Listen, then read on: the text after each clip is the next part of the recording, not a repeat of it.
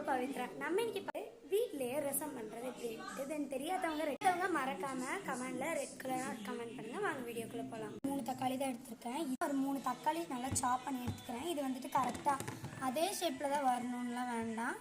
நம்ம எந்த ஷேப்பில் வேணாலும் சும்மா நார்மலாக கட் பண்ணுற மாதிரி கட் பண்ணி எடுத்துக்கோங்க. அண்டு இது வந்துட்டு அப்படி போட்டால் நல்லா இருக்காது. நான் இதை தண்ணியெல்லாம் ஊற்றி அந்த மாதிரி அதை பண்ணுவேன். ஸோ இதை நல்லா சாப் பண்ணி எடுத்துக்கலாம். ஸோ இந்த மாதிரி நல்லா சாப் பண்ணி இந்த மாதிரி சாப் பண்ணிக்கிறேன். இது வந்துட்டு ரொம்ப மீடியமாகவும் சாப் பண்ணக்கூடாது, ரொம்ப பிக்காகவும் சாப் பண்ணக்கூடாது. இந்த ஒரு மீடியம் அளவுக்கு நல்லா சாப் பண்ணி எடுத்துக்கிறேன். இந்த மாதிரி ஒரு பாத்திரத்தில் எடுத்து நல்லா போட்டுக்கலாம் இந்த தக்காளி எல்லாமே. ஸோ நம்ம தக்காளியை ஒரு பிளேட்டுக்கு ட்ரான்ஸ்ஃபர் பண்ணி எடுத்துக்கலாம். மாற்றி வச்ச தக்காளியை கையால் உங்களால் இது பண்ண முடிஞ்சுன்னா ஃபஸ்ட்டு வச்சுக்கோங்க. கையால் பசங்க ரொம்ப லேட் ஆகும். ஸோ நான் வந்துட்டு இந்த மாதிரி அந்த ஒரு ஈர கல் இருக்கும்ல, ஸோ அந்த கல்லோட அந்த இது மட்டும் எடுத்து அதை நல்லா இடித்து விட்டுக்கலாம். ஸோ இந்த மாதிரி வச்சிங்கன்னா கன்ஃபார்மாக சொல்கிறேன் டேஸ்ட்டு வேறு லெவலில் வரும்.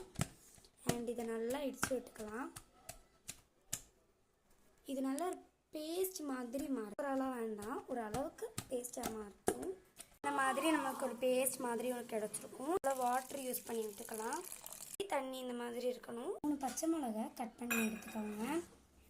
நல்லா குட்டி குட்டியாக கட் பண்ணால் பரவாயில்ல, பெருசாக கட் பண்ணால் பரவாயில்ல, பட் பார்த்து கட் பண்ணுங்கள். எனக்கு ஒரு டைம் குட்டியாக இது ஆகிடுச்சு கத்தியாக. ஸோ பார்த்து பண்ணுங்கள்.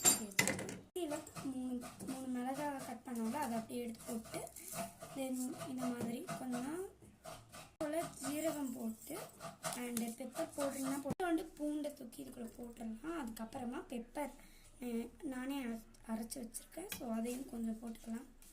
ரொம்பலாம் போட வேணாம், கொஞ்சோண்டு. இந்த சளி காய்ச்சல் அவங்களுக்கெல்லாம் ரொம்ப நல்லது. அப்படியே மூடி அரைச்சி தான் எடுக்க போவேன். உடனே கொஞ்சமாக ஆயில் யூஸ் பண்ணணும். தென் வந்துட்டு ஆயில் நல்லா சூடு போல் கடுகு யூஸ் பண்ணிக்கலாம். கருவேப்பிலை அதெல்லாம் போட்டதுக்கப்புறமா கருவேப்பிலை அப்புறம் வந்துட்டு இந்த இது இருக்குது, அதுக்கப்புறம் இந்த பொடி மல்லி எல்லாம் போட்டிருக்கேன். ஸோ அதுக்கப்புறம் இந்த பொடி போட்டுக்கலாம். முன்னாடி அந்த பொடியை கொஞ்சம் கொஞ்சமாக இந்த மஞ்சத்தூள் கொஞ்சம் போட்டுக்கலாம். நல்லா ஒரு மாதிரி இருக்கும். அதுக்கப்புறம் நல்லா கிண்டி விட்டுக்கலாம். ஓகே, கொஞ்சம் புளி தண்ணி கூட ஊற்றிக்கலாம், மிக்ஸ் பண்ணி விட்டுக்கலாம். முன்னாடி தக்காளி வச்சு அந்த இது பண்ணியிருந்தோம்லவா, அதே இதுக்குள்ளே அப்படியே சேர்த்துக்கலாம். இது நல்லா கொதித்து வரட்டும். இப்போ பார்க்க தண்ணி மாதிரி தான் இருக்கும், பட் நல்லா குருமிளகு அதெல்லாம் சேர்த்துனோடனே அதுக்கப்புறம் பார்த்தோன்னே நல்லாயிருக்கும். ஸோ மஞ்சத்தூள் எதுக்குன்னா அந்த கலருக்கு, அதுக்கப்புறம் அந்த குருமிளகுலாம் சேர்த்தோம்ல அதில் உள்ள இந்த எசன்ஸ் எல்லாம் இதுக்காக தான் நம்ம மஞ்சத்தூள் போட்டு